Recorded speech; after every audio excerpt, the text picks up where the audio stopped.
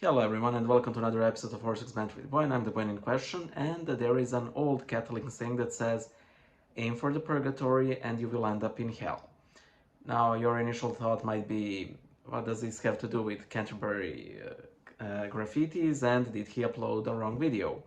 Well, stay a while and listen, and this saying is actually not only a really good one, but it's really important considering the subject matter that we will discuss today. So, um, I'm the boy in question. If you were edified by these sorts of videos, consider pledging on the crowdsourcing platforms in the video description below. It really helps out my content creation, but let us discuss the graffiti. Just a very short introduction. The Canterbury Cathedral maybe still has an exhibition where an artist in collaboration with marginalized communities created graffitis that were plastered all over the interior of the cathedral, and these graffitis have raised a couple of eyebrows. Now, after this brief introduction, I will take you on a journey of Christian art, and this will be a very simplified story, but it is very important. So, once upon a time, Christians were persecuted, and they did make Christian art, and it was relatively simple, but it portrayed, theological and biblical truths. Come Constantine, the church gets liberated. Very soon it becomes the official imperial faith, and of course a lot of people convert, in all probability because it's in the vogue. There's a lot more money going around for the church, and of course church invested a lot of that money into good art, whether it's like for the vessels, for iconography, for vestments, all sorts of proper Christian art. Then the great schism happens. The unified church becomes split on the seams between the Catholics and the Orthodox, and the Orthodox sort of retained their sort of stiff-looking, very two-dimensional figures, whereas when it comes to Catholics, starting from the 6th century, but the development took longer, they sort of discover perspective and depth and 3D art and so on and so forth. And a lot of us Orthodox, have issues with a lot of Catholic art, even like when it's good proper art. So not we are not talking about modern art here, but that it's very flashy, very earthly, and it's no surprise because when you think about it, a lot of artists at the time used biblical stories and the lives of the saints to simply make studies of a human body, and that's why, a lot of martyrs are so popular, because a lot of them were killed in the nude, which also provided an excellent opportunity to draw human body, which a lot of artists both struggle with and love to draw or paint and what have you. So it has its own, development and so on and so forth. Now you might be thinking, well, what does this have to do with all of this graffiti? Well, again, this exhibition appeared in this cathedral. And if this exhibition was a part of a gallery, parish hall perhaps, even though then it would have its critics, I don't think it would be nowhere as controversial. So why is it so controversial? And a lot of people feel that there is something off about this, but they just can't put their finger on it. Well, I'll put your fingers on it. Okay, prepare, doubting Thomases, because these fingers will go places. So what actually is wrong? Why do you, as a person, go to church? You can probably give me a whole set of answers. These could be religious, these could be secular. You could go to receive the holy mysteries, the sacraments. You could go to pray, without the actual holy mysteries, that is sacraments. You might like, the music, whatever kind it is. You might like the vibe. There are all sorts of reasons why people go to church. However, for us Christians, uh, a church is a specially consecrated place where we meet as people of God to glorify our Heavenly Father. And this is where the issue of the graffiti comes in.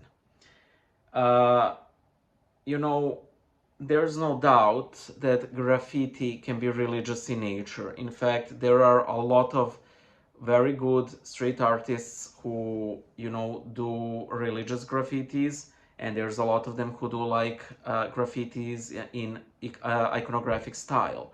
That is, they elevate, as it were, when it comes to like theology and iconography, they elevate their style in order for it to preach some higher truths. And this is where the issue of these particular graffitis come in. So you go to church to elevate your heart, mind, body, and soul to the Lord, and then you have these graffitis. So the issue number one, their appearance is pretty much, cookie cutter.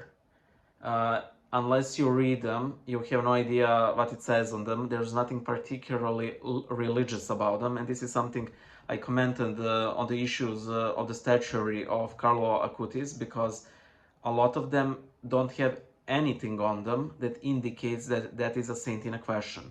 Neither the pose, like prayer, or like a cross, or like... there are some statues that do this, and those are fine. However, unless you read these particular graffitis, there is nothing on them that to indicate that they're really religious in nature. However, they do look like street graffiti, which secularizes a sacred space. Far greater issue comes when you actually read the graffiti. Okay. According to the artist, supposedly, this was made in collaboration with marginalized communities, brown communities, Punjabi communities, LGBTQ plus, blah, blah, blah communities, and so on. And the graffitis are like, are you there? What happens after death? What is the architecture of heaven? If you're love, why did you create hate? Which is the mother of all loaded questions, if you ask me. Now, these are struggles. We all have them at one point or another. For some people, these might be lifelong. For some others, these might be temporary doubts. Some people struggle for them for a long time and then they find their way. Some people don't struggle with them and then they lose their way, and then it's till the death these questions fill their mind. But what is the issue here? These are temptations. You enter a sacred space to pray, to elevate your mind to God, and then you have something that is pushing you down, that is filling your mind with what Satan wants, which is to doubt. Are you there? The implication is that he's not really there because you're asking. Why did you create hate if you're love? Again, a loaded question, one. And second, this is an answer that can easily be answered by, no, he did not create hate, You can say, well, yeah, it pushes dialogue, but these questions are not alien to Christianity. We are not pushing these questions aside, but we are giving them proper place, and that is not on the cathedral walls, at least on the interior. They're fine to be asked outside, because that is the proper place for such, discussions, such issues, such doubts, but not the interior where actual sacraments are performed and you actually surround yourselves. And that is where my story of the, this development of art in medieval times becomes an issue for Orthodox. It's great that it developed, but very often what Orthodox see when they see, for example, the Sistine Chapel and so on, we don't really see Christ. We see studies of human bodies, which are again very flashy, very muscled. There is an additional intent there that wasn't present in iconography. And the purpose of iconography is to lift your mind and heart through eyes to God.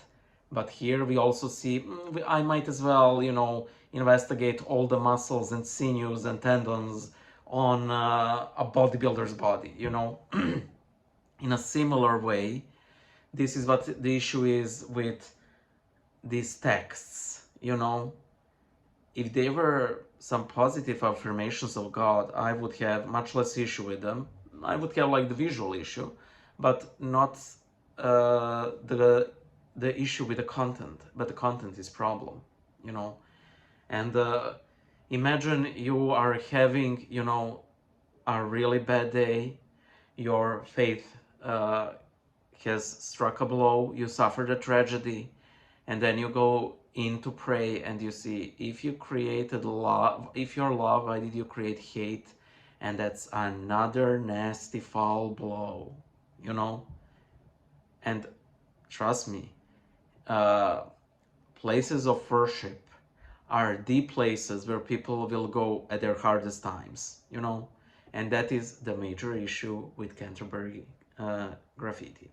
So yeah, if you like this video, consider pledging something, blah blah blah, bye.